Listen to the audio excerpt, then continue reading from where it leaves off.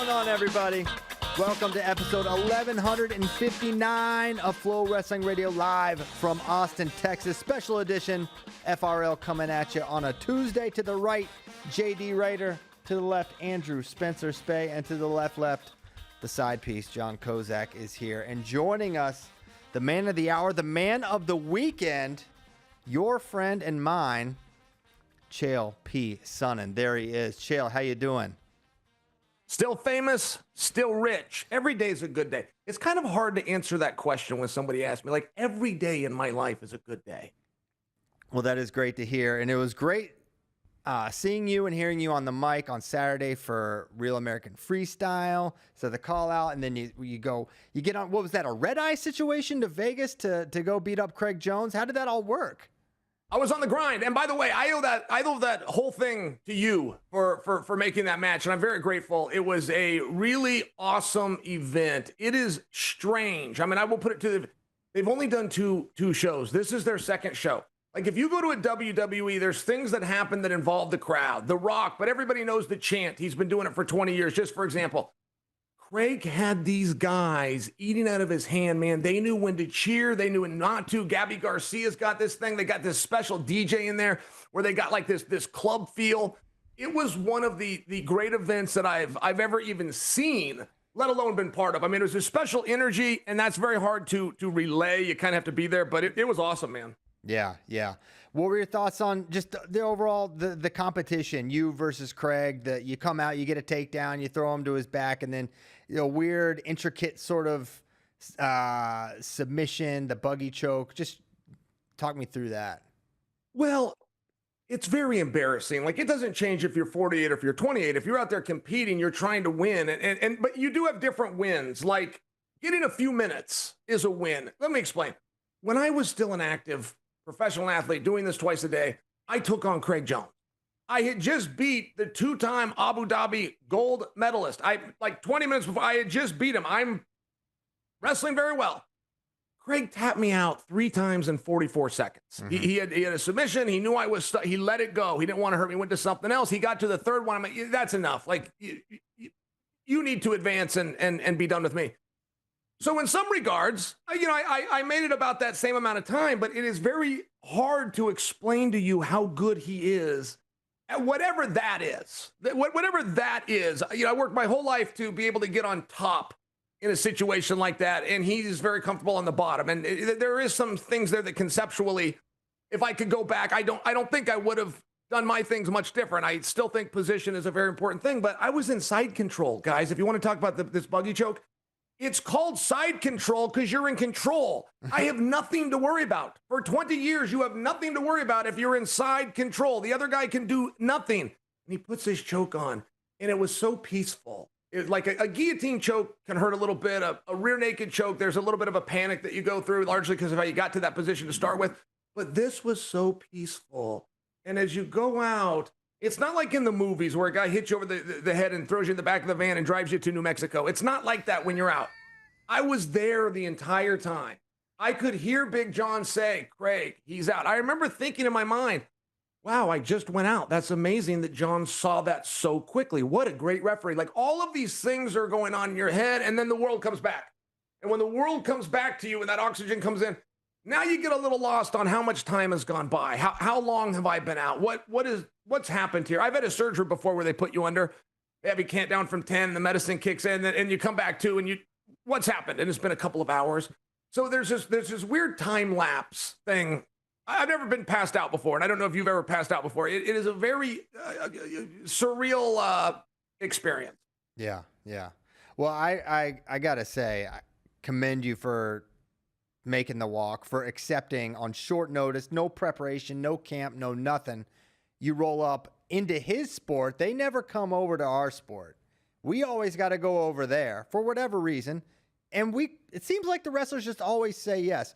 I think it's awesome that you did it, regardless of the result. And so hats off to you. And you saved the day once again.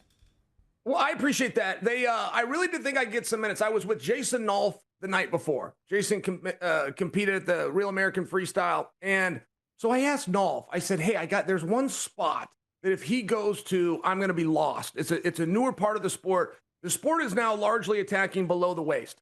In MMA, it is exclusively above the waist. And up until about 5 or 6 years ago, even jiu-jitsu was done above the waist. If you knew a heel hook, you're never going to need it because guys just don't find themselves in that position. So now it's a completely different game.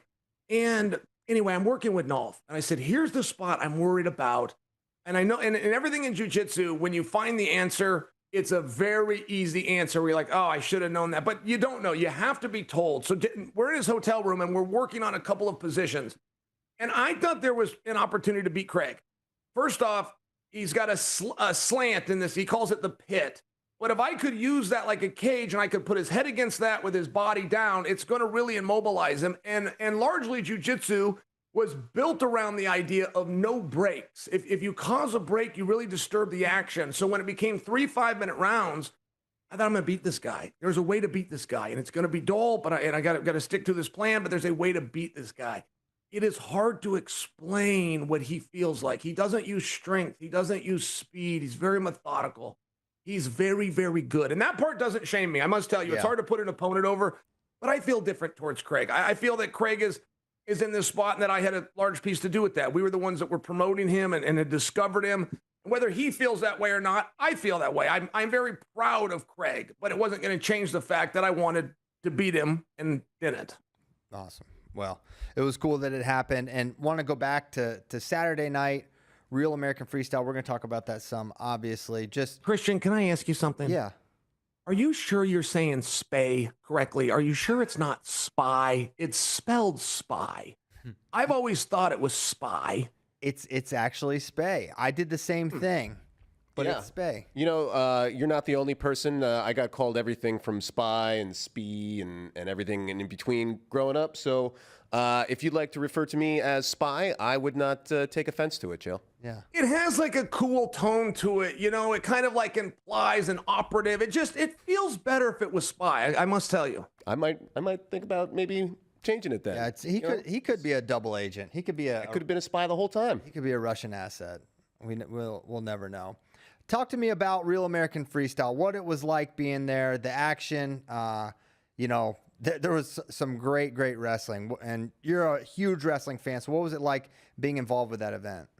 Well, such an opportunity. When you have an opportunity to watch wrestling, let alone to be involved, and then the production that they went through, and you know, you're in the same room as Kyle Dake. It was just a really cool thing. If you just looked at the cornermen that night, right, for Kevin Jackson and Sean Bormet, Mark Coleman's in another corner, and Caldwell's over there with him. Like, just for example, if you're a wrestling fan, which I am, this was a who's who, and it was very special. The audience really came out, thousands of people. I believe it was advertised at 4,000 people, and that's just a great room. And it was a real family event. Like, this isn't a beer-driven spectacle. This is grandma, and this is a couple of kids and mom and dad, and it was just really cool. They were wearing merchandise, and they were marking out for Hulk Hogan, and they knew who these guys were. I loved it. One thing that concerns me, if I'm to be candid with you, is when we take a freestyle event, and this we're making very clear is freestyle. We put it in the name of the company, but then you don't follow the freestyle rules. Like, if we get an Olympic champion and a world champion, and we put this special match on, you know, this Ono versus Spencer Lee type special match, what does it mean if you beat him? If you beat him in something that isn't the rules, like when John Smith, when I was a kid, he took on Bela Glazov, and it was the biggest thing in the world, and it was a dual meet, and they could have changed the rules, but they made sure that they didn't, so that we had champion versus champion, straight down the middle, and there'd never be a question. Like right now, 30 years later, who would have won? And that part concerned me, but I will tell you, I think that my concerns were, maybe I was wrong about that, because the crowd loved it. The crowd really loved the scoring system. And I will tell you, these matches went by in the snap of a finger, even having 3 rounds. I mean, they were over so fast. It was fun. It was awesome. Yeah, I agree. Definitely enjoyed watching it. The 3 periods versus 2, was that the thing you were? Because really the only 2 distinctions, unless you can correct me if I'm wrong, are there's 3 periods and not 2, and that criteria is just last score. Are there any other rule differences? No, you've got it right. A way that we will view video review, there's a couple of nuances there if we were to be real technical, but no, you're right. They really kept it the same. There was some discussion to not do that. There was some discussion for overtime. that it would be an endless clock, that we go back to old school of first score wins, whether it's, you know, Dennis Hall, Paulson all over again. You got to spend 14 minutes out there. There was some talk of that. There was some talk about not doing the push-out rule, and I'm very glad that those arguments lost out. Yeah. As close as we can get to whatever the governing body says, which in this case is UWW, to me is very important to follow. And to your point, I think they did. Yeah, I would agree with that. When you're leaving the event Saturday night, which wrestler, which match are you thinking about the most? Who stood out in your mind? Well, I thought that Bo Nickel was in a little deeper trouble than he thought he was, and I was concerned about that. It turns out that Bo is such a good wrestler. I mean, this duck under he hits is a thing of beauty. I'm sitting next to Kurt Angle to name drop, but Kurt was known for a duck under. And even Kurt was saying, this is great. You know, he's stepping one side, his flight pattern comes under the chin so the opponent almost doesn't see him. He drops down. It's all within the setup. And it's just a thing of beauty when somebody hits a correct duck under. I thought at the time, and this I'm recency bias, I thought that Wick versus Nolf might be the greatest wrestling match I've ever seen. That is how much I enjoyed that. I mean, that crowd was so into it. This is back and forth. You got last year's number 2. And the only reason Nolf lost that ranking is that he retired. So now this year's number 2 steps in, and Evan Wick. So you got these two battle of the guys that on paper for our national team were the same spot. I just thought that was a really fun match. And I must tell you, and this has happened to me about 4 times in the last 2 years, Wyatt is better than I'm aware. Like, as much respect as I have for him, he keeps doing something where I can actually see growth. I can say, man, this guy's getting better between events, which you hit a certain age and that doesn't happen. You try to just hold. You work really hard to hold and maintain. And if you can pick up something new, it'd be rare, and he is getting better. I mean, between now and next month, I expect him to grow again. I think he's a real contender. Yeah. At the World Championships. We definitely hope so as well. I feel pretty certain he's going to medal, given the field. I think Zare's the one really scary obstacle, and I think everyone else he'll be a favorite. With Bo Nickel, he's trying to be the UFC 185 champion. He's wrestling. Can those two work well together, or does he need to pick a path, or does it not matter at all? Well, they never have. I mean, if I was to use history to answer your question, they never have worked well together. The guys, they got to really focus and pick one.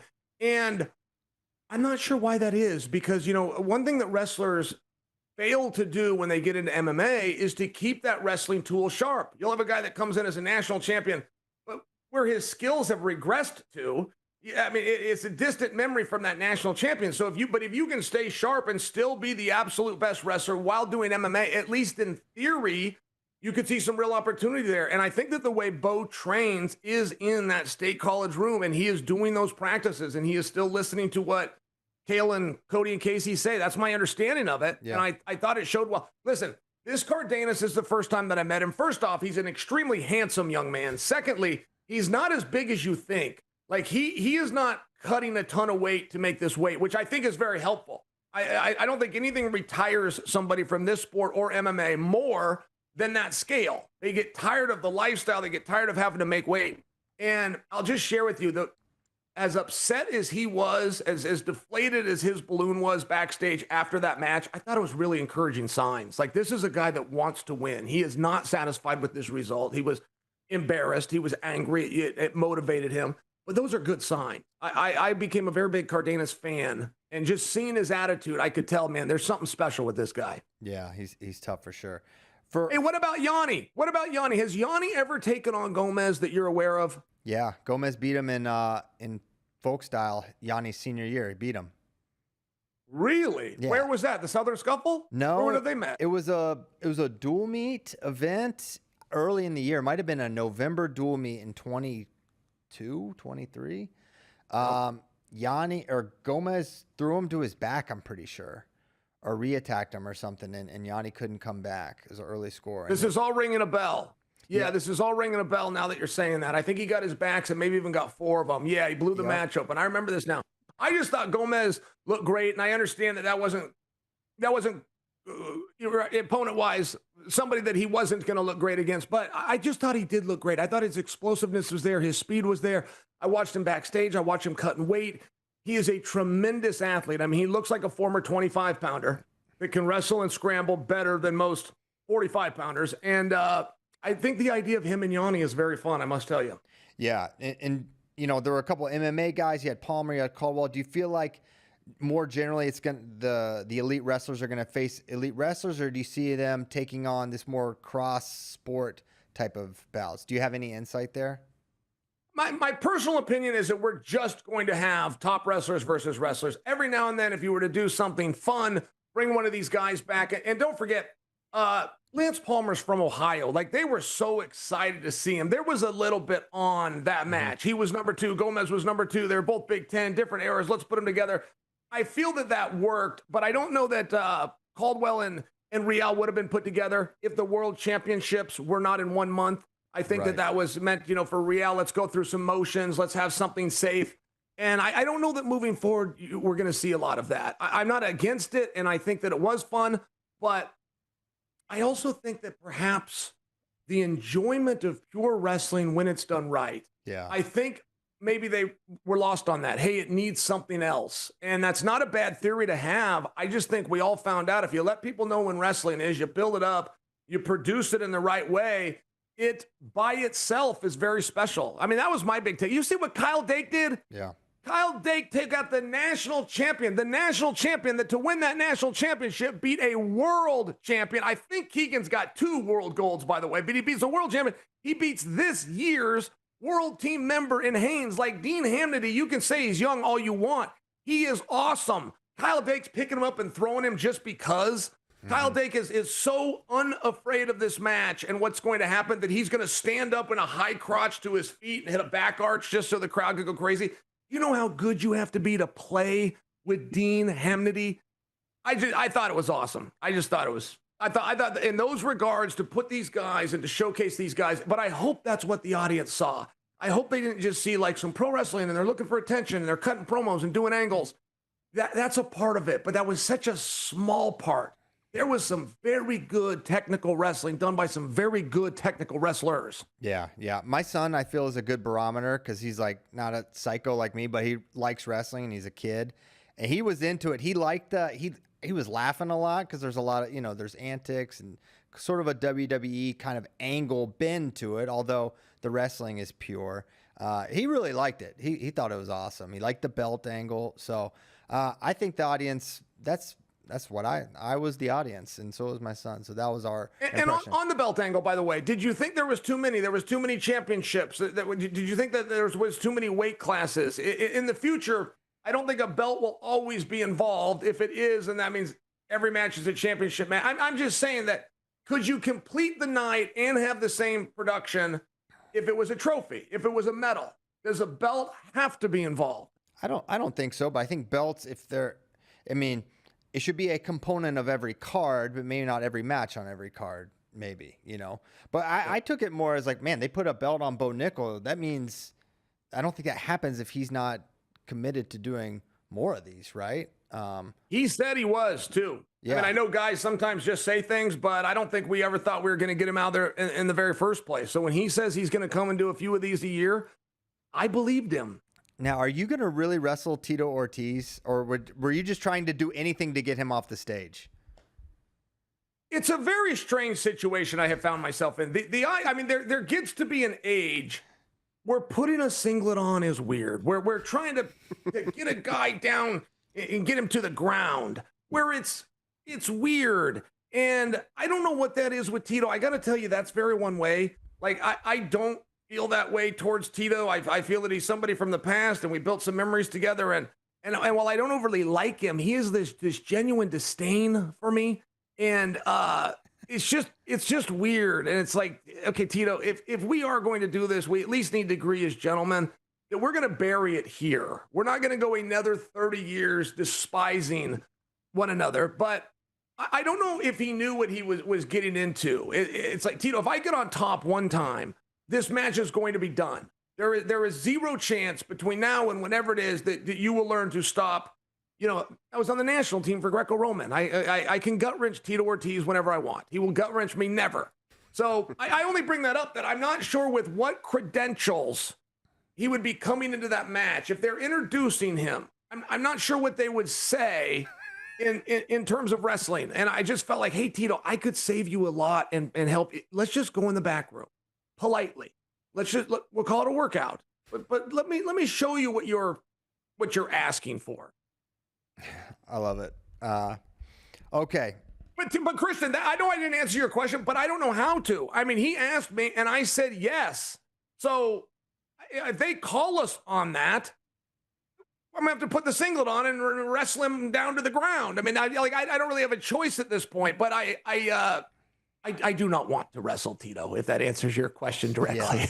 Yeah. I could kind of tell that. That was a funnier part of the show. I mean, I'll tell you this, in the Piles household, Tito is sort of I'm not sure how I would describe him, but on my phone, on my Instagram, you could see it. I just save all these reels of these Tito Ortiz like gaffes. So my kids, actually, my daughter doesn't know anything about MMA, but she knows who Tito Ortiz is because I've shown clips of him saying he wants to outlive his children and all these ridiculous things he said over the years. So when my daughter's kind of like definitely half watching this, but when that happened and y'all were on the stage together, that definitely got the Piles family's attention. So that was very funny. Very cool. I appreciate that. I thought it was kind of cool that we could still kind of garner that. I thought maybe, we would get laughed at or we would even get booed. I kind of was, Tito, you've made your point. Let's get this over with. But I think maybe from an entertainment aspect that it turned into something. I don't know. I would have to be told. I guess I was too close to it to be able to tell, but I would be very open to objective criticism if that's a silly part of the event or if that was a cool part of the event. But I would need somebody else to tell me. Hey, did you see this, kind of changing topics? Did you see this video that Ben posted, Ben Askren? No, but I heard about it. Is this where he's running in the hallway? He's literally running. I don't know if Chael can see our feed here. Can you see that, Chael? No, I can't see it. Daggone it. All right, hold on. Oh, here it is. I got it. You see him?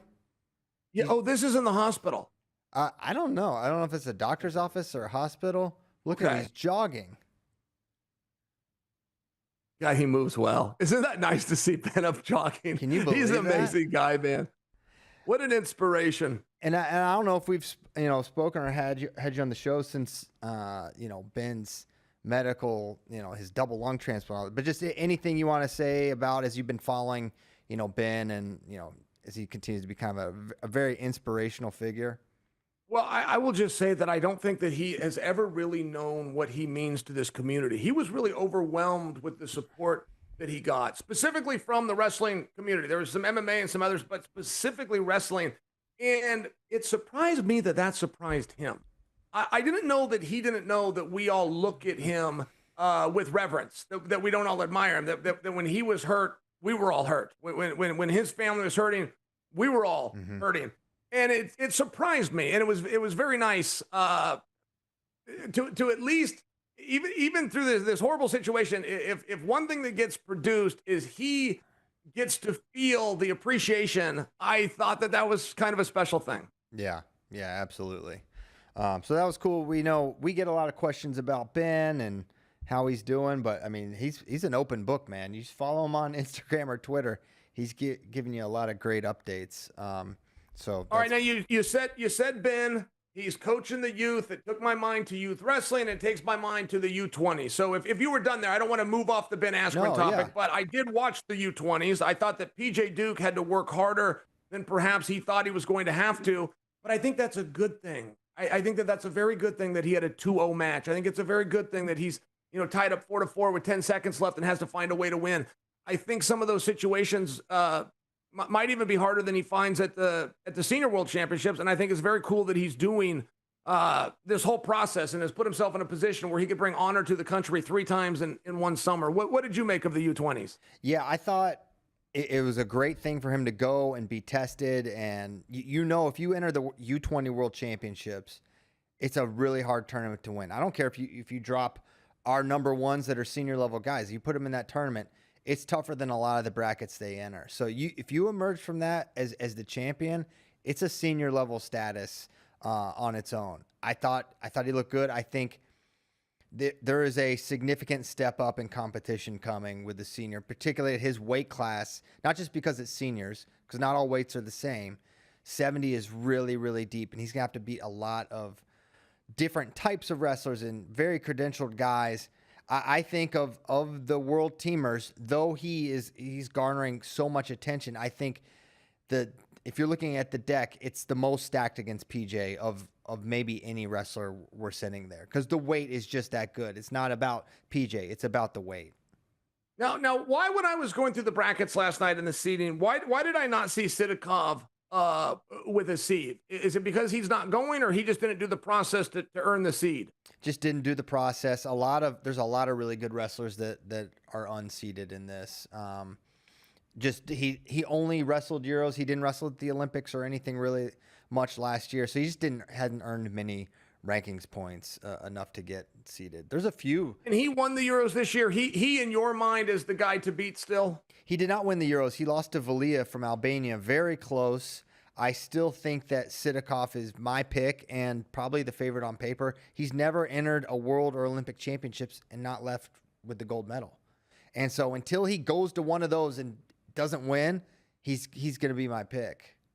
Valiev, by the way, got the #1 seed. I saw that. I went down a little rabbit hole on him last night. He's very good. He's wrestling very well right now. I'm not ready to count Carr out, by the way. Yeah. Not even close. I thought that Carr is showing some growth, and he's got to be fully into the match, right? He needs his mind with his body. But for the World Championships, that's exactly the type of event that historically he shows up for. I think he's a top 3 guy. I really do.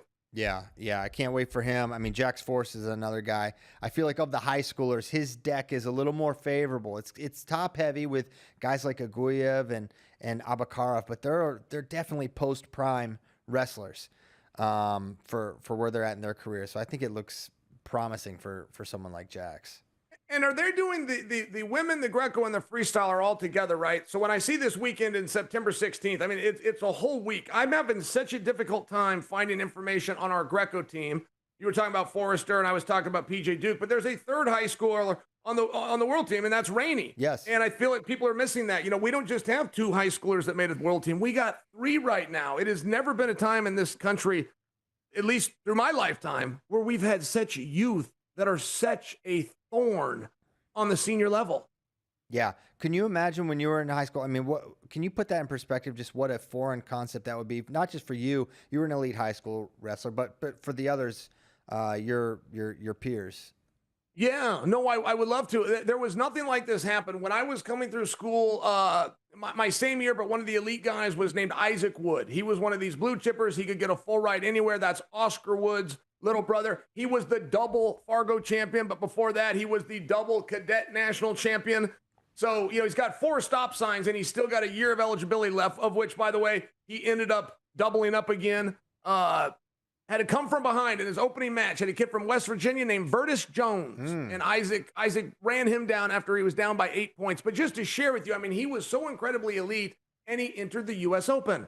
And I remember looking at Isaac, go, man, this guy is so awesome. But I remember when he entered the U.S. Open, and we were all snickering behind his back, like, what's he doing here? He has absolutely no chance. And he went out, and he had absolutely no chance. He had a total of 3 rounds, and one of them was a bye.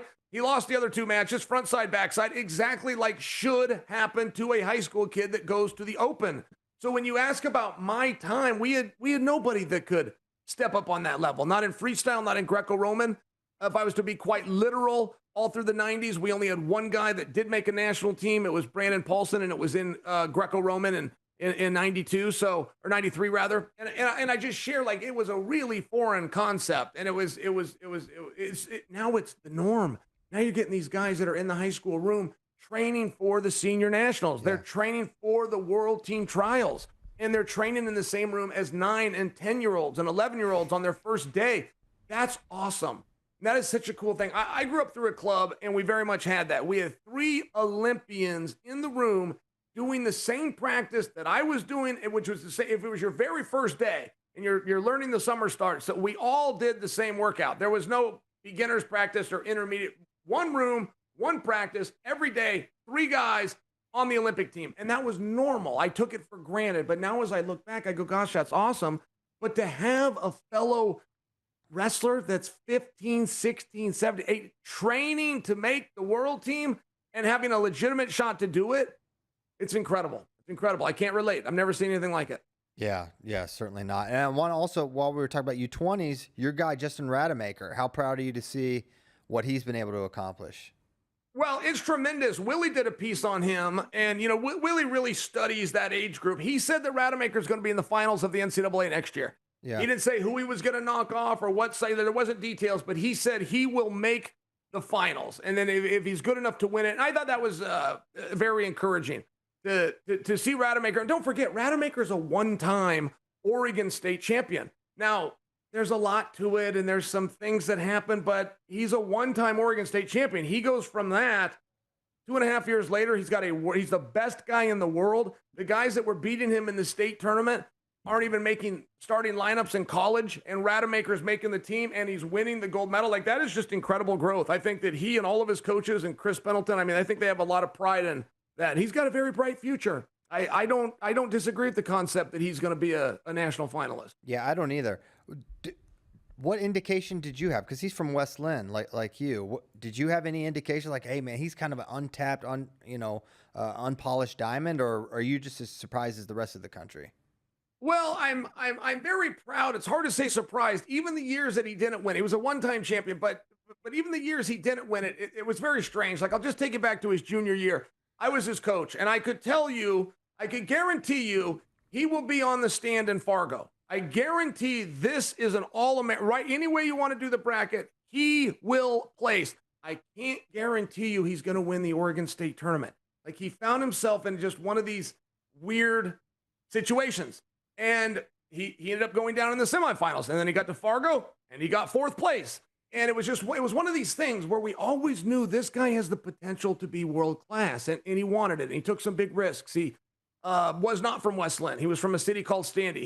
His family packed up and moved to come to West Lynn to go through our club program and then go through our high school. So, he was used to taking risks. He was used to putting himself in an uncomfortable environment if it gave him a better opportunity for success. His brother was a badass. It was one of these things. And no, I can't tell you that I'm overly surprised. I look at it with tremendous pride. I watch him growing. I watch his conditioning, his strength. I see him developing. But we always knew, while he wasn't winning the state championship, and I told you he was 4th in Fargo, he was 4th in Fargo 3 times. So, he was right there with all of these guys. Cody Merrill ends up winning the bracket by tech fall. Cody Merrill tech falls his way through the bracket. We've seen Merrill 3 times since Fargo, which was only 2 years and 1 month ago. We beat him all 3 times. So while Rademacher wasn't winning at that level, he's now surpassed the guy, according to those 3 matches, that was the king at that level. I think that's a big deal for 2 years. Absolutely. You had mentioned scheduling for UWW Worlds. Gets started September 13th. So the way they're doing it, it's men's freestyle, and then women's freestyle, then Greco, and there's like 1 day of each where it overlaps, where you get men's freestyle and women's freestyle, and then there's 1 day where there's women's freestyle and Greco. So I will personally send you this schedule so that you have it and that you know what's happening when. I appreciate that. And what is the status of Greco? I know Justin Ruiz stepped down, and my understanding is that the governing body, Rich Bender, decided to not replace that position. So my understanding is that Greco currently does not have what we've referred to for so long as a national team coach. Does that all sound right to you? I don't know the exact title for Herb House, but for all intents and purposes, he's the head honcho for USA Greco. He's functioning as the head coach for that program and leading them. And I think he's this is a guy that really wants to do well. It's a hard thing to do. He is, Kozak quickly Googled it. He is now the Greco-Roman head coach. There was a time where he wasn't, but he was kind of the guy still there. But yeah, Herb is the coach now at this point. And do they call it national team coach? I'm wondering about that specific title. I know I'm splitting hairs here, but they did do. All right. If there's ever a guy that has earned a position, it's Herb. He put in the time for free. He put it in without recognition. He has ran that program. He has known everything, every piece of paperwork, every schedule, every athlete, for the well over a decade. So that brings me a real pleasure that Herb finally got that title. He deserves it. Yeah, absolutely. Before we let you go, you've been very generous with your time as always, Chael. Anything else you want to get into or discuss? Well, I love it all. I went down a rabbit hole last night, which means with the YouTube algorithm, I watch something and then it just keeps sending me these videos. But I went down it with Melvin Miller, and this is the adopted brother to the Bassett family. Is that correct, guys? Yes. And he's amazing. He is such an incredible guy, and they're looking at him. They're talking about him like the top recruit. He put out his top 7 list. When he put out his top 7 list, and that got posted by Flo, but I must tell you, I look at the order, and I don't know if the order matters or the order is random, but number 1 on that list was Oklahoma State, and number 4 was Penn State. And, if Oklahoma State just keeps landing these guys, it's very interesting, man. The greatest story in all of sport right now is the race for second at the NCAA in wrestling, and nobody wants to discuss second, but it is the most competitive. You will have arguments that escalate with such fear over that spot. I wish we could all put on hold you got to have the gold medal, and that we could enjoy this battle for number 2, because it is the fight of fights. And Yes. Oklahoma State, again, according to this ranking, if that mattered, but it means something. If he's got his eye on Miller, then he's probably got his eye on Bassett, and that means Little Bassett too. The 3 of them, much like the Rainey Boys, is one hell of a package to pick up for a new coach. You're absolutely right.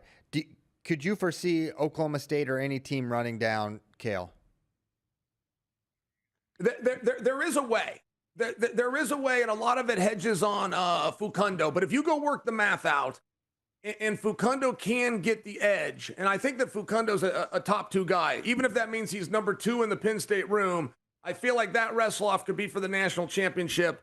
And David Taylor's doing something, man. We can't act like he's not. He turned Wyatt around. He took Valencia from one of the guys to the guy. He's got something going on over there. And if that's true and that's all real, Fukundo could win that tournament. And I think that the math there is very good. To run Chael down now is not something I would bet on. But is it enough to have a conversation so that we can all enjoy the process? Oh, yeah, definitely. Yeah, absolutely.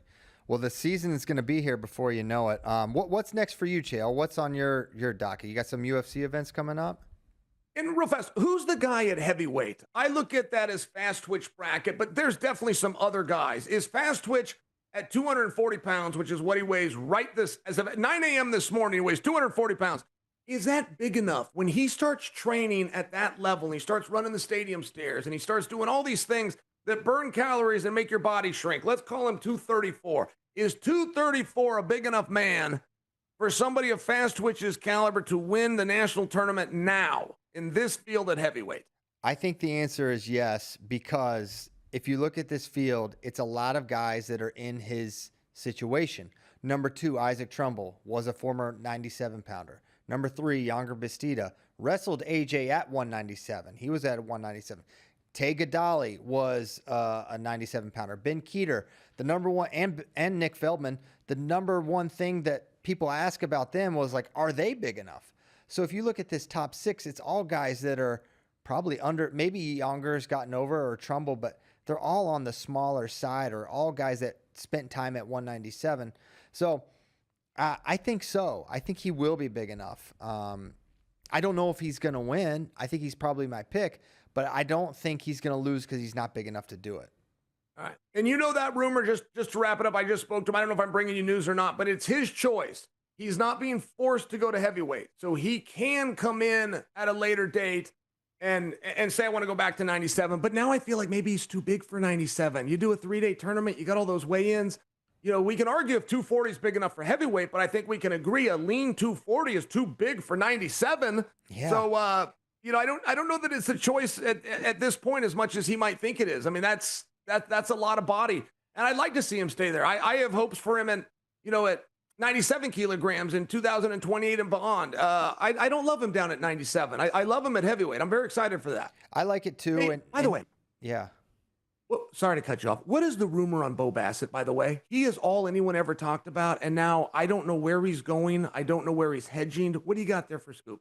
I mean, I truly don't think they know. And I think that's why there's not a lot out there. I think what maybe the landscape they anticipated post decommitment was different from maybe what they thought. And as a result, I don't think they know yet. I don't think they're panicked. I don't think they're worried. I think they're really just at this point taking their time with the process and figuring it out. I wouldn't be surprised if we had a decision in a couple weeks, but I also wouldn't be surprised if you remember, Chael, it wasn't but a couple years ago, these kids weren't deciding until November of their senior year. Now the calendar is all mixed up because of when you can contact him, when you can sign, but ultimately the signing date's November. So he's still, even though he committed when he did, he's still got a lot of time to be on a pretty normal timeline. So short answer, I don't think they know. He is winning me over. I was anti-Bassett, but only because as a fan, you got to go one way or the other, right? So I got my positive energy, and I got my negative energy. There's nothing personal against the young man. That's what I'm saying. But I'm starting to change that opinion. Like him showing up to Fargo was a big deal for me. I hate it. It gets me boiling when we have a top guy that doesn't put it on the line. And there's only one place to do that. I wanted Jax. Even after his wrestle-off with Vito, I wanted Jax in that tournament, and I heard that he tried hard to get into it. So he also gains some credit with me. But there's only one national championship, in my opinion. And I know we've got some others that have stepped forward, and people talk about the Beast of the East and the Super 32 and all these great. There is one national title, and it's settled in Fargo every year. I firmly believe that, and it meant a lot to me as a fan that Bo stepped in there and contested for it. I think, and the negativity around Bo is just anytime someone gets this much attention, it's a natural thing, whether there's something negative to focus on or not. But the one thing you can't say is that he doesn't show up. I mean, for years, he's going to as many things. He's at the Super 32. He's at Who's Number One. He's begging. He wants to be in Who's Number One as an 8th grader. He's just sought out competition, sought out opportunities to lose. He's never tried to hang on to a ranking. He enters senior competition. It is admirable how much he puts it on the line. I think it's going to serve him well in the future. Yeah, I wonder about it. There's a very weird thing. I don't know if you've heard this. This is not Chael's opinion. This is the way it is. But a number of college coaches will tell you the same thing, which is we stay away from kids that have tattoos. And the theory behind that is they're grown. If the guy's got a tattoo, he's grown. He's made his commitments. His life and future is not in front of him. Like the coaches turn philosophical about it. And that is one of the beliefs on Bo is he's grown. He's a man competing with kids, and he can probably All-American with where he's at right now. But for that weight class, that's the number one weight class where we have blown ACLs in the entire country. And he's grown. And I don't know how true that philosophy is. When I heard it, it kind of caught me off guard. But a lot of recruiters will tell you that. We will look at a kid, and if he's got tats, he's grown. We want kids. We want kids that we can still mold. I thought you might find that interesting if you hadn't heard that riddle yet. I do find that interesting. I do understand that there are some guys, and I without naming names, just because why, but there's some guys that are just physically more advanced than the high school wrestlers. It is men versus boys. I don't really get that with Bo. I do think he does have physical advantages over these guys, but I don't view him as someone who is physically maxed out. Like he's not going to get, like he can't get stronger or a little more physical. I think that's probably the case, but I don't know. But I do understand the logic. Yeah, it's interesting. All right, I feel like you've been kind of rushing me. Like, here's your hat. What's your hurry? Thanks for stopping by. You say this every time. Well, but I get that vibe from you. You're not really a great breaker-upper. I mean, you kind of you just come in and start breaking stuff. Fine, I've had it with you all. By the way, JD, let's get a look at your feet. What do we got on over there? You're looking pretty good. Huh? Those are shiny, right? And they look good. I feel like you dressed for me today. I feel like that's a compliment towards me, and I appreciate it. It's not the Tacovas, but these were for you. You guys are awesome. I miss the three of you. Thanks for having me. Hey, thank you so much, Chael. Appreciate it as always. You're the man. Talk to you soon. Thank you. Goodbye, turkeys. Goodbye, turkey. Oh my gosh. No, never disappoints. Never disappoints. Always fun. And I got to start going by Spy now. Spy. Andrew the Spy. What a guy. Chael just straight up changed your name. Yeah. Hey, Yeah. Sometimes guy did. comes on FRL and changes your name. It happens. It happened to me. It can happen to you. That's right. Your pile. I've been Pile. He didn't know Pile. I think he maybe retired it. Yeah. Moving on. Yeah. Now it's spy time. I did put a poll in the YouTube chat whether or not high school wrestlers should get tattoos. We're gonna wait and see what they say. Nice. All right. I Well, can't. now wait. no. No. Yeah, get him out. There is something to the physical maturity piece, like that's real. I believe that. Here's the contrary, though. Sometimes you're in high school, you're wrestling a kid with tattoos. Super Never- intimidating. That's not good. Yeah. 100%. It's so funny. I remember in high school, be like, dude, he's got tattoos. Like now, it's so much more. I'm older, but tattoos are so much more normalized now. Now it's like you're rough around the edges if you had tattoos back then. Now it's Jack's Forrest. He's got more ink than I don't know what. Yeah. It's So definitely what's more. the new tattoo? Like chest hair? Maybe a mustache. A mustache? Mustache. Whatever you're doing, JD, is the new tattoo. I could not do this in high school. Yeah, me either. Okay, where do we want to start, boys? We ate around the edges of Let's real American. dig into RAF. Okay. Because we just kind of talked it over with RAF, but we didn't actually, I feel like, dive in super deep. No. We were just surface level. So what were your initial thoughts on RAF 1? Man, I was excited for it. It's a wrestling event in August. There's not a lot of those that aren't like overseas or whatever.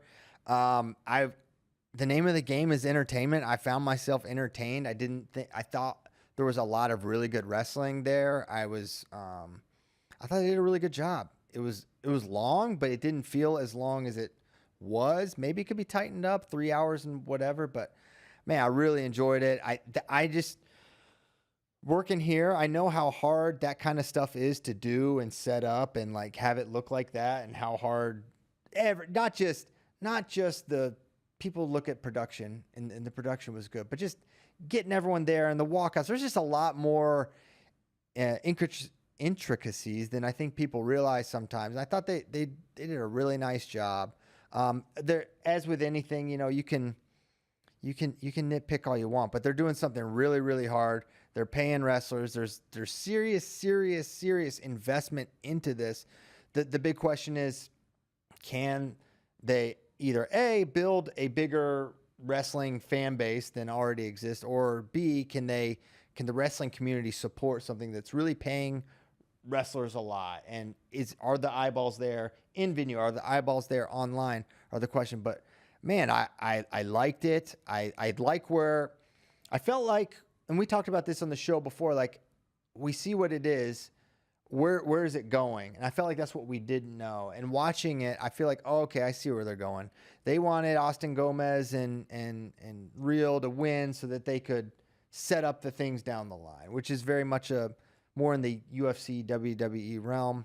I liked a lot of it. I thought it was great. They had a great tribute to Ben, which I greatly appreciate. But honestly, there's been so many pro league attempts, and there's never been a successful one, period. It's never been one that has made it. And so you can't help but root for them and hope it works out. But I'm excited. We should get into the wrestling too. But those were my high-level thoughts. Good job. They did something really hard, and it looked great. Did you see anything where you're like, this one's going to be different than the however many have come before and not been able to make it?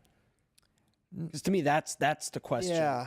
Obviously, I agree with you. The production is great. Entertainment value is there. I enjoyed watching it. But I came away going, I don't know if it's sustainable.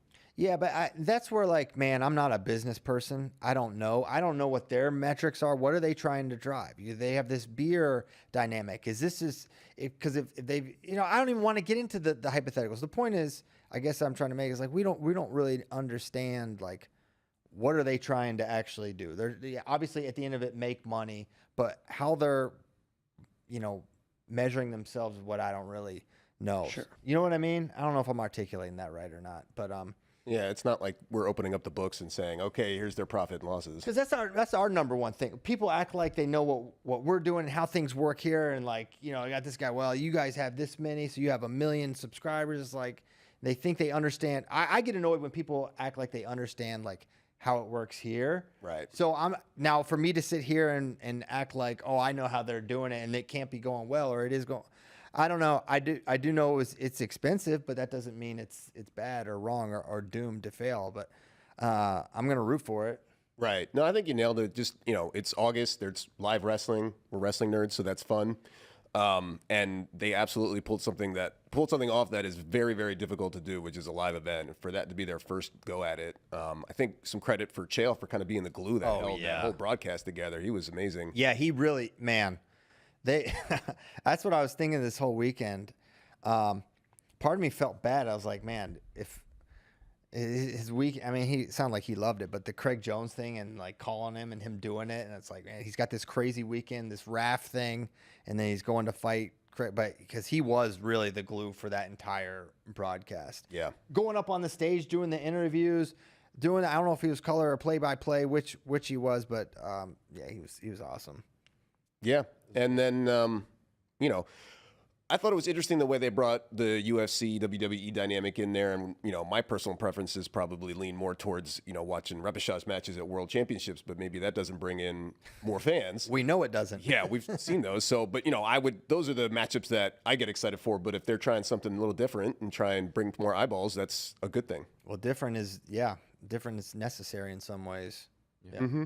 I was going to say something similar in that I was watching it kind of like by myself. So Christian, I think we had different experiences. Yeah. To where you were watching with your son, maybe with a couple other people, to where it wasn't like, oh, this is super entertaining for me. But I also understand I'm probably not the target because I want to see the best guys wrestle. I want to see the best matchups. And so it did seem like they had a flair of like, oh, entertainment, trying to do things for younger fans or people that aren't diehard wrestling fans. For sure.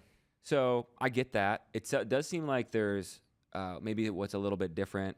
There's a lot of buy-in. It seems like from a lot of different wrestlers from a large spectrum of guys who are retired, guys who are in UFC, guys still at the competing for world and Olympic teams. And so I think that's like, okay, like that's good. That's a good sign for them because it seems like they'll have the ability to make a lot of matches, which I think is always biggest challenge. Yes, that's the biggest challenge. But that's after one event. And Right. so my question is like, okay, is there going to be the novelty of the first event?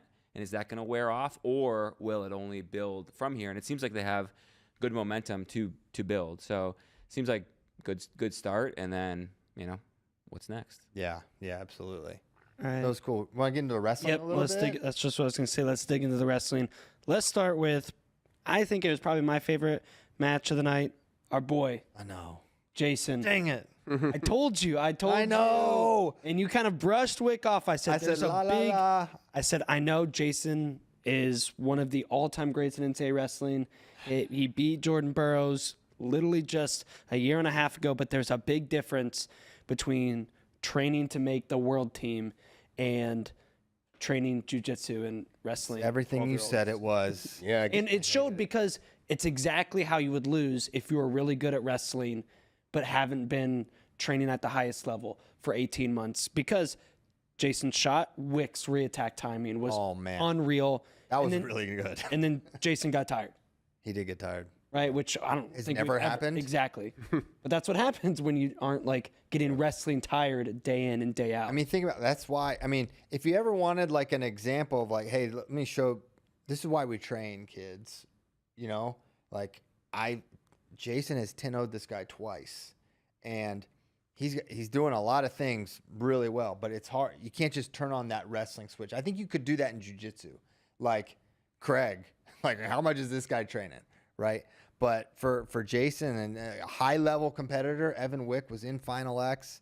Like, you'll never convince me that Jason with 3 months straight of strict wrestling training doesn't win that match. But I don't think you can't just turn it on and turn it off. So I'm curious, is like for Jason, for Bo, Caldwell, the wrestlers that were thought to be retired. It's like an inflection point. Like, does Jason take this loss and is like, all right, I can't do these things, jiu-jitsu and all this stuff and still win these matches. So I'm just going to focus on that. Or is it like, no, I'm hard right. I'm going to start training hard in wrestling because I want to win in the next match. Kind of has to like completely change his life if he wants. I feel to like do he has that. to change his life. I feel like for even Bo Nickel, like you got by Jacob Cardenas, how much further can he eat his way up the food chain with his current? Because let's be honest about that match. Bo Nickel won. But if Jacob Cardenas has a little mat sense and awareness there and doesn't sell out for a gut wrench, he does not need to win this match. He's winning 4-4, selling out for a gut wrench and gives up 2 and loses the match. He might beat Bo Nickel. And I think you saw it on Bo's face kind of as he's getting his hand raised. Like, I think he knows like that wasn't really him.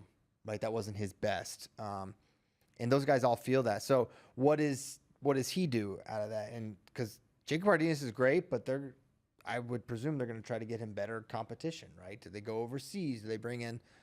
There's some elite 97s and 92s, like Bo Nickel versus Trent Hidley. I don't know how that's going.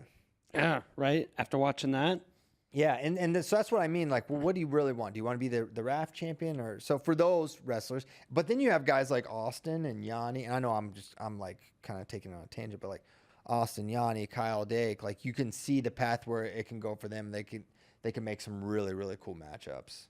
here is what I'm interested with RAF 2, and what is important, I think, for them is how are you viewed by the athletes? Like, is a RAF title actually viewed as something you actually want to obtain, or is this a paycheck for you? Because that's going to determine a lot. Like, I think it has to become that. It has to be a real status to be the RAF champion. right. Yeah. And how do you get there besides maybe just paying a bunch of money? I'm not sure, but you know, when you've got guys who are just rolling up, you know, from retirement or wrestling up 15 pounds from probably what would be their ideal competition weight or what we would think of them as, it's always going to be viewed like with an asterisk, like, sure. Well, not to get to the bigger picture stuff again, but that is why it's so hard to make a successful professional real wrestling event, because the Olympics are the draw and everything else, all the other competitions funnel into that. So anything that you start otherwise, you have to pay a lot of money, which makes it hard to be sustainable. But I think there's a way to find to meld the two, where Real American Freestyle has a schedule that aligns well with being an elite wrestler. I mean, I think these guys don't wrestle enough. I think it could be a good thing. Now the rules are similar enough that I don't think it's like a departure. I think it's so close that I almost don't understand why the two changes. Yeah, I understand. I understand the criteria one. I don't understand the 3 periods. yeah, the criteria, I would be fine if UWW made that change. Yeah. I was worried that the 3 periods would kind of mess up the activity clocks, and I think they did a couple times, or I just didn't notice the clock when Well, I it was couldn't on. really. I found that clock hard to read, but I think the 3 periods is the only thing it was for me. Is like I'm like, oh wait, what period is this? I can't really tell. Or I would forget or lose track of what's going on. But other than that, If you've got mat girls, you want 2 opportunities. I would not be surprised if that was one of the driving factors for making it 3 periods. But yeah, you got they're there. You got to max them out. Get your money's worth. Yeah, we already paid for them. I think it did kind of help Nolf, like gave him one more break. Oh yeah, it helps you out of shape, guys. Coming into the 3rd period. So I think maybe you see a little more action getting one more break rather than that last minute of the 1st period where it's kind of like survive. It almost reminded me of the ball draw era. Not that I was saying, it was criteria, it was different, but because the way it was like win the 2-minute period, win the next 2-minute period, a little bit of that. Well, it's not scored that way though. No. Okay. Well, I don't understand. It was just reminiscing. Just the 3 Spy, minute- excuse me, was just reminiscing. Oh, Yeah. You would remember that was Russia's heyday, as we recall. Oh, yeah, So no, you would take it back I was there. deep undercover. But I do think it would benefit wrestling as a whole to have something else for your guys to do after they don't make the World or Olympics. Yeah. I mean, like that's been kind of like the gripe of us and of wrestling fans. Like, man, you don't make a world team and then you sit on the bench for 6 months. That's why we tell number 4 on the ladder, just retire already. Right. Yeah, I never said that.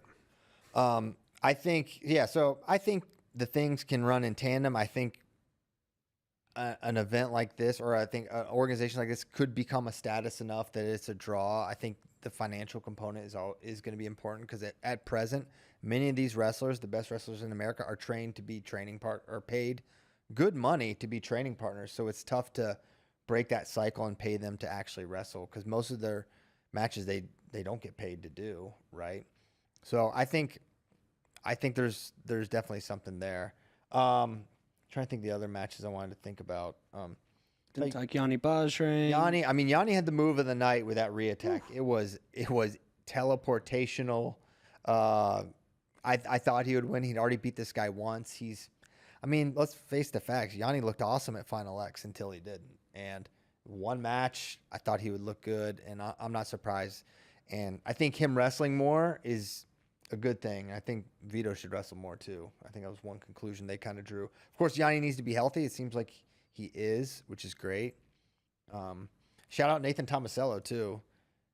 I kind of was like, all right. I mean, he's been wrestling and competing, but Ramo's so much younger. He's got that pop, but Nato just in his face. Yeah, heyday. It's still there. Vintage. It just stayed in his face. That was cool.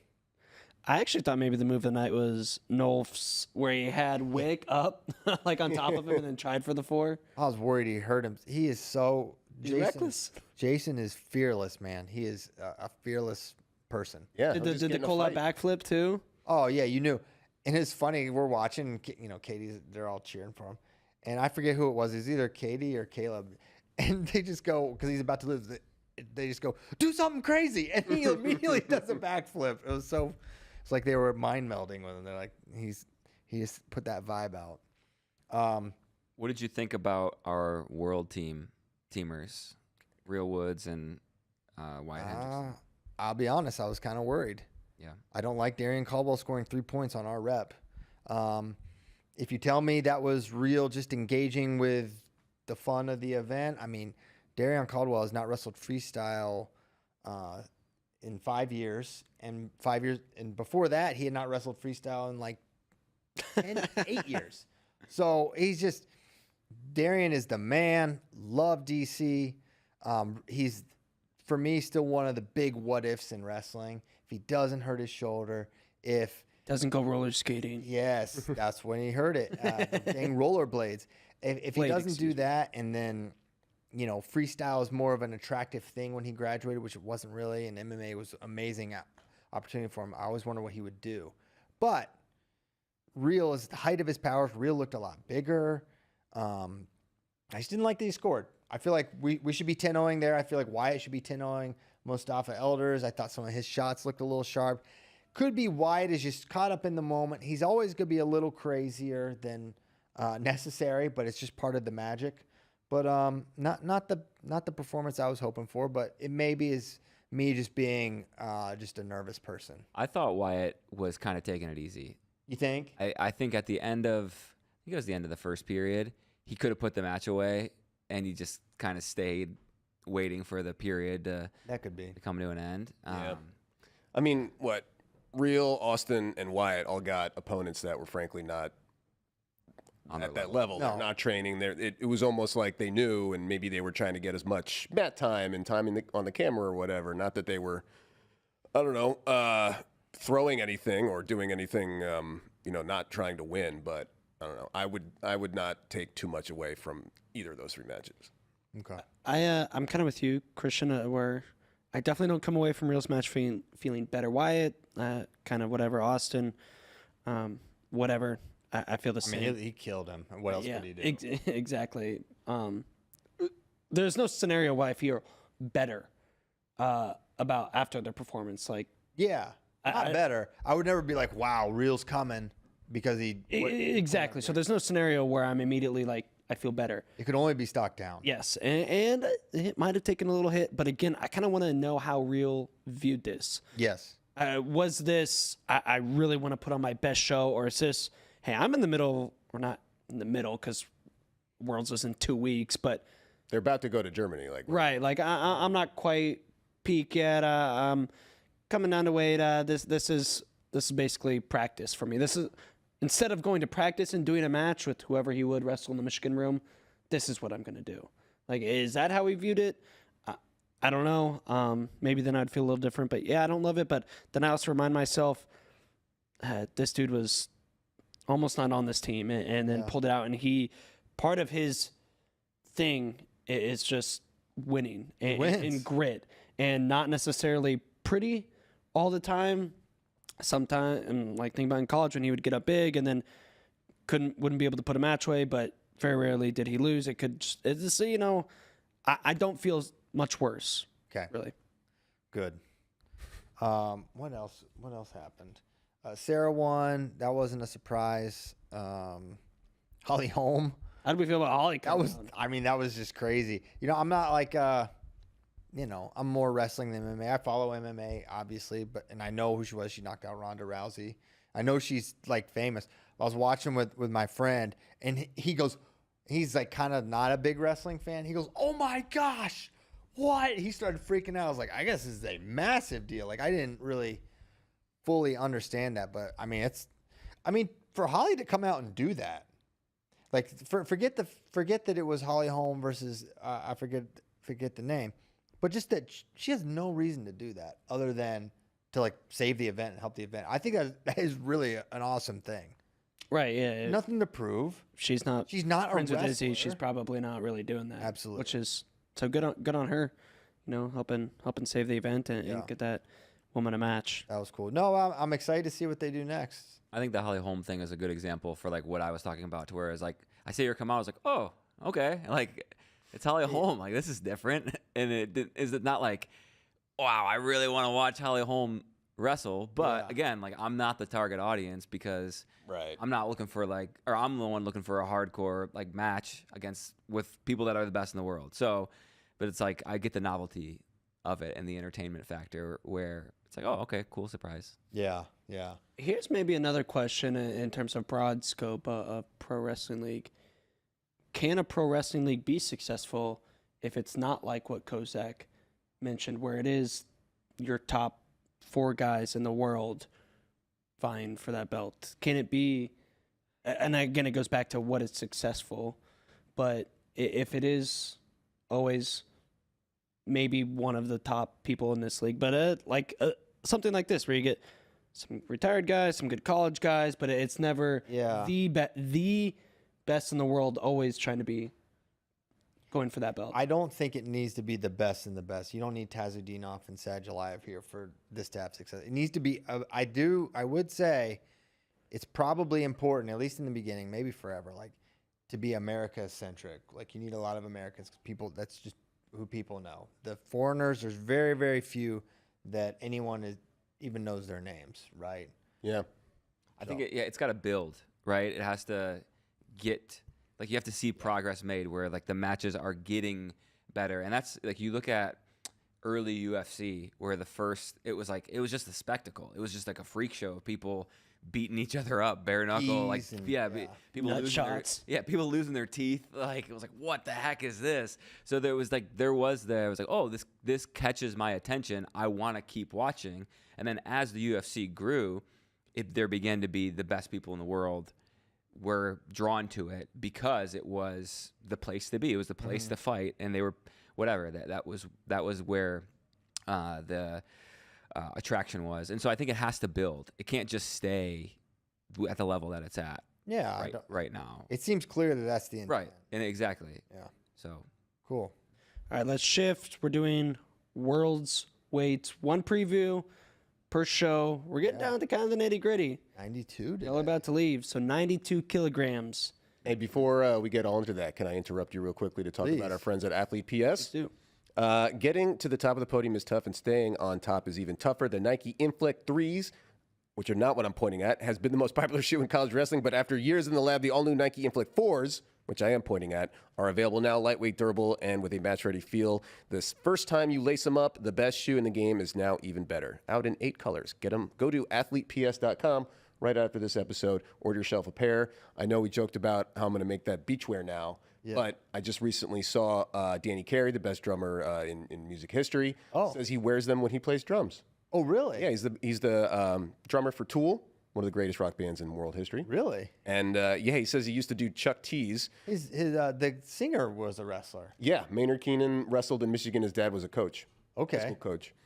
So maybe he hipped him to him. I'm not sure, but he says he likes real thin soles when he plays the drums. Gives him a better feel for the pedals or whatever. But now he just wears wrestling shoes because that's what he says gives him the best feel for drumming. So there you go. I heard he wears the Nike Inflict 4s too. People, yeah, he should. People arranged the. People said they arranged the way Tool arranged their drums was satanic. Is that true? Or is that like Marilyn Manson was that kid from Wonder Years? One of those rumors. You know, they may do some. I mean, they have a good sense of humor. That's just one of the reasons I like Tool. Is Really? They can be pretty funny. Yeah. Never thought of them as funny. But I guess I mean I'm not as hip to them as you. I'll show you some songs that I find are funny, but okay. But if they do something like satanic, it would be like as a joke, like, oh, you think we're satanic, ooh, like that kind of stuff. Okay. They're just They're ironically satanic. Yeah, just as a goof. This is just goofing with Satanism. Yeah. Maynard Keenan dresses up in odd outfits sometimes, and yeah, he dressed up as like a RoboCop one time. That was fun. That was your old license plate. Yeah, RoboCop, except the 8 was a B. Yeah. Oh no, the B was an 8. Right. Yeah. Because RoboCop with a B was taken. Dang it. All right. All right. So get your Inflict 4s. That was a good ad read, Spay. Yeah. Thanks. That was Inflicting Tool Talk. Now to 92. 92. All right. This is Kozak's segment. He owns this, so take it away, buddy. Yeah. So we're looking at right away. I'm not controlling this. This is all Greg. We're gonna see how skilled he is. But He's skilled. Doran Krugliev is currently ranked number 1.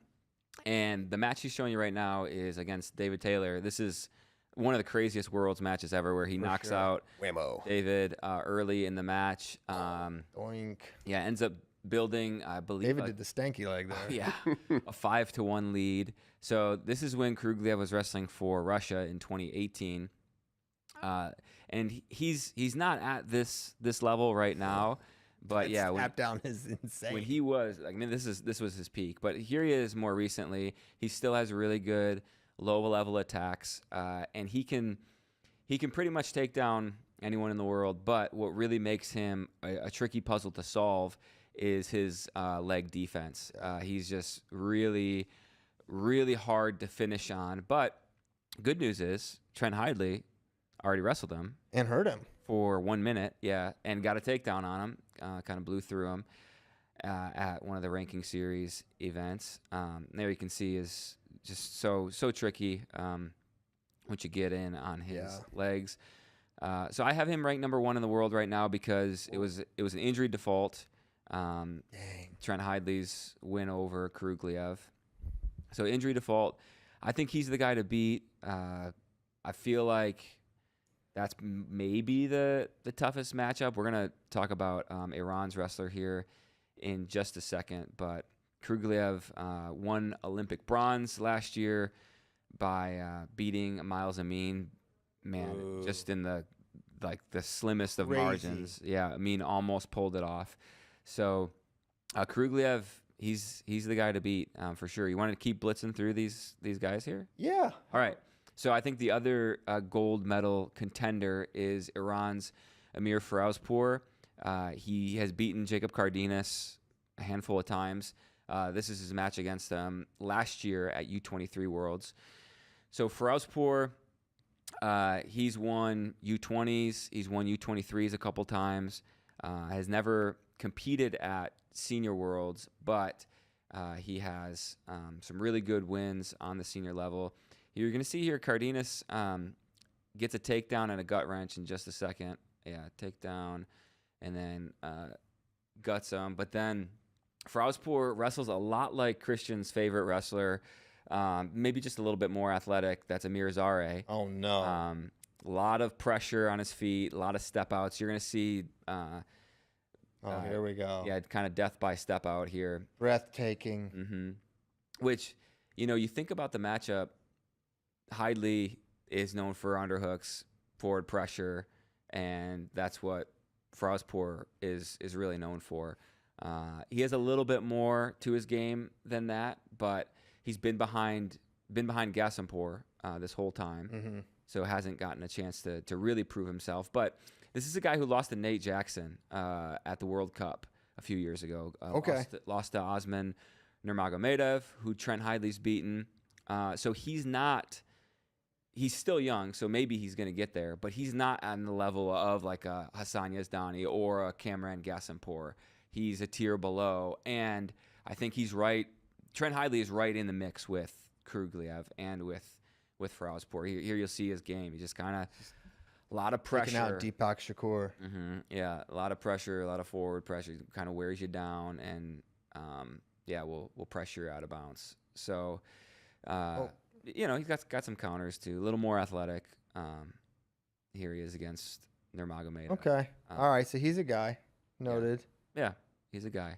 But yeah, the matchup. So, I believe Hidley is going to be on the same side as Kurugliev, as the seeds currently stand. So at 92, we don't know how healthy Kurugliev is out of that injury. We don't. It seemed kind of like knee-ish. Like that might be what. Like his knee buckled. Yeah. So yeah, you see the seeds here. Maisaradze from Georgia, who Hidley already beat. He's the 1. Hidley's the 8. And then Kurugliev's the 5. Nurmagomedov's the 4. So he'll only get one of those. He'll only get one of those. But man, that's a tough path. It's a really tough path. Yeah, brother. That's just how we like it. Yeah, that's what Trent wants. So that's not really how I like it. And then Frauspor is on the other side. So at least you feel good about that. Where the 2 best guys or 3 best guys aren't on the same side of the bracket. Kurugliev used to be an all-time Instagrammer. He would a lot of horse content, a lot of AK content, a lot of eagle on arm content. Yeah, mountains in the background. Now he's fancy and in Greece. Yeah, lost his roots. He's on boats. He gets on boats a lot. He's a big boat guy. They love boats in Greece. That's one thing we do know. Okay, why don't have a little Trent footage here? I don't have any Trent footage. No Trent footage. No. I want to know how you. Okay, asset confirmed. Yeah. I want to know how you feel Trent stacks up here, like odds wise, percentage wise. What's your prediction? Medal? You really think Kurugliev's the favorite to win this weight class? Yeah. More than Trent? Yes. Kurugliev's more proven. Yeah. I mean, sure. Trent. It would take years for Trent to be as proven as Kurugliev. Correct. Yeah. I mean, Trent lost this year at 86 to Joev, who is far less credentialed, accomplished. Trent is wrestling as good as ever, but I think, and I almost hate to say this, but like Trent's never won at the highest level. NCAAs, U23s, U20s. It's like he's got to get over the hump, Well, this is a great time to. And it's a great time to do it. Yeah. Get over the hump. Yeah. With a gold medal. Yeah. Yeah. So I think for Trent, I feel good about him medaling. Yeah, I do too. Although, if you're, Kurugliev and down there, if Kurugliev beats Nurmagomedov or loses to, I don't know. It could get. I mean, if Kurugliev's the best guy and he can't beat Maisaradze, he doesn't get pulled back. Well, yeah, he's got to win. He's got to win 2 tough matches. Yeah, which I believe. I mean, maybe it's only one. Maybe one of those guys get knocked off, or, I mean, he kind of handled Maisaradze. So yeah, I don't know. I feel like he can do it. He beat Nurmagomedov already, so I think good chance at a medal. We need it. Good chance at a medal, and then definitely title contender, which is, I think, going into World Championships. That's like about as good as you can ask for your first time at Senior Worlds, where you're like, okay, I would pick him to medal, and he can win. He can win gold. I'd still like to hear gold medal favorite coming from you, John. If you could just say that now. Yeah. Unless the last name ends with a V, he's not going to say it. Yeah. I think Greg's got Nurmagomedov pulled up here. I think he's a guy to watch out for who could beat Kurugliev. Here you see he beats Yoshida, who has a win over Kyle Snyder somehow from this year. We're going to see highlights of our boy Osman. It's always tough when you do the leg lace and you go over the top of your head. Yeah, when you're kind of like hunched over trying to fight the hold. Yeah. And next thing you know, you're going over like a snowball. Yeah, good little throw by. You're gonna see Osman here in a second. he beat Zahid. Wow, that's Valencia. Nick Makoev. This is Makoev, stop. This is the ghost of Makoev. The thick What ghost the of heck, Makoev. bro? But no, Nurmagomedov beat Zahid at 2023 Worlds and ended up making the finals there and took silver. It was kind of like Zahid thought. I think Zahid downplayed how good Nurmagomedov is because he beat Azarpira. Zahid beat Azarpira, and he said to Tyler and I, he's like, just gets easier from here. And then he had Nurmagomedov next, and he lost. I think it was like 3-1, and then he took a shot at the end, lost 5-1. Here it is. So he's down. He's up. Dang it. Yeah. Kinda airmailed that one. Second period, he was up 1-1 with a minute to go, and then Well, that Azarpira match was like crazy. Yeah, I could see that. Like, I don't know, they all have to bounce back, and they still have energy to compete, but that might have drained him a little bit of some of his power. Yeah. Hey, our boy Ben Honus Green Ellis is the number 2 seed. Let's at go. this rate, Italy. No one's surprised. He was world 5th last year. I know. So close. We were there. Yeah. Oh, Ben. He's really good. Mm-hmm. There's a couple other guys that I feel like aren't as like title contenders. We don't need to talk about them. Oh. But Akturk is a guy to watch out for from Turkey. Maisaradze, and then Russia's rep just lost to Mike Mock. Yeah. So you kind of feel good about that, but he also was really tired. He got really tired. Beyond tired. Yeah. So Well, What is well, then he'll happening? be able to stand up against Trenton. That's good. Yeah, it's way easier. Trent doesn't push the pace. also the way that Greg, if you could pull in the Gaji Magomedov clips, I would appreciate that. The way this guy made a team, here you can see him against Mike Mock, which he did have a lead and then ended up losing. So he got a nice takedown, and then I think he gets a gut here. But the way he makes a team, he literally scored with like point. Oh, that's this guy. Yeah. So that was him getting thrown, and then he scored with like 0.1 seconds left to win Russian nationals. So he's in blue here, I believe. Yeah, you're gonna see his last second score, I think, in just a second. And so it's like, you're looking at a Russian rep that's probably the weakest one they have, and the way he made the team was like, oh, he'll probably never make another team. Yeah. Just the way he did it. 9. Yeah, here you go. Short time. So short time. You can he's see bored. counting down. He's trying to get No exposure way. here. You're like, all right, there's no way he can do this. Whoop. Oh my And he gosh, gets I can't believe he did that. Wow. Yeah. So. Man, can you imagine being that guy? That's kind of reminiscent of the Brooks loss. Mm-hmm. Just like you didn't know which way he was going to go with it, but it felt like there's nothing you can do. They're Yeah. so freaking tricky. Yeah. So yeah, I don't know. That's the main guys to watch out for at 92. Feel good about Trent. USA needs Trent to have a good tournament Mm-hmm. for the team race. It would be so much fun to watch him win gold. He's like, He'll go crazy. yeah, he's just such a fun guy to watch. Period. Since Yeah. there's I know we had no clips of him, but if you just type Trent Hidley's name into FloWrestling, you're gonna find so many matches. He's all over the place. A lot over the years. I really liked the interview that you did with him from Ohio too. It seemed like just the way he's thinking about the sport and competing seemed like he had a really like healthy mindset. Yeah, he's an intense person. Mm-hmm. Yeah, glad you liked it. No, it was good. Check it out if you haven't. It's on all the channels. Cool, that's 92. Let's get to questions. Question time. We don't have that many, but good. We only have 6 minutes. Okay. Alrighty. Let's see. I don't know if you can see my NDI here. Okay. All right. Brendan Kelly asks, how big of a threat is AI to combat sports record keeping? AI seemingly can do anything nowadays and create its own history, such as showing Chael being tapped out in 30 seconds, which we all know didn't happen. I know. I mean, it is a concern. Yeah. I'm concerned too, Brendan. All right. You had some good trolls this Oh, weekend. yeah. Him mogging Craig. That was good. Yeah, that sucked. It is interesting. It wasn't, I guess we haven't really talked about it without Chael here.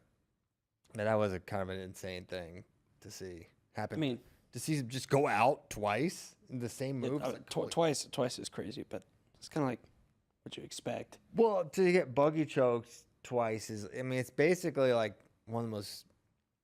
It's bad if you get hit in that. Like, I don't know what the. Like CJI pinning Kyle Snyder. Yeah. Yeah, like the elbow hook. Well, yeah. I don't know. It was just crazy. See, I don't know what I anticipated. I thought it would be more of a match because I know this, and maybe it just shows how much respect Craig had for Chael as a practitioner. But Craig said about the Gable match, I wasn't gonna come out and heel hook him right away. He's like we were gonna make a thing of it, and then eventually I was gonna win. So I thought, okay, maybe it'll be that. But I guess Craig understands that that Chael's a different sort of competitor. Like, I got to get out of here quickly. And he did twice. Okay. Next question from Ralph D. Nyberg. UWW announced on FRL that they will have announcers on all mats going forward. Is that confirmed for 2025 Worlds? That'd be a nice value addition. That is confirmed, and we believe it is a nice value add. Tremendous value. You'll hear me and Kozak and Spey at different points on different mats, along with and UWW's hiring some great broadcasters as well. So yeah, you'll have full coverage. So and it cost exactly the same as it did before. Yes, exactly right. So more value. Okay. CJ Kemp wants to know, why are U20 and U17 wrestlers for Russia and Belarus not allowed to represent their country and flag? Seems weird when they have nothing to do with the current conflict in Ukraine. Yeah, well, I mean, that's true for senior level wrestlers as well. In some cases, I think it's just the federation is what gets this distinction, right? Yeah. So anything under whether it's U17s or whatever, it's all under the same thing. I think I speak for everyone when I say we also do not like to mix politics with our sports, and we like to stick to sports as much as possible, but it's a world championship and it's organized by countries. So there's some element, even on the surface, that has to rub up against politics. And when something like this happens, the organization, the Olympics is basically what it all runs down to. Is this going to be like this forever? Until Russia stops invading. I mean, probably. Russia's going to be Russia for probably ever. They don't do right. Yeah, no, There's never going to be a country in the worlds again. That seems crazy. Yeah, maybe. I mean, who knows if any changes happen, if something happens, if Europe does a different policy, and I don't know. Yeah. For our lifetimes, it might be that way. Okay. All right, next question. Hasim Muhammad asks, would RAF be a good platform for Jordan Burroughs to wrestle his last match, should he choose to retire?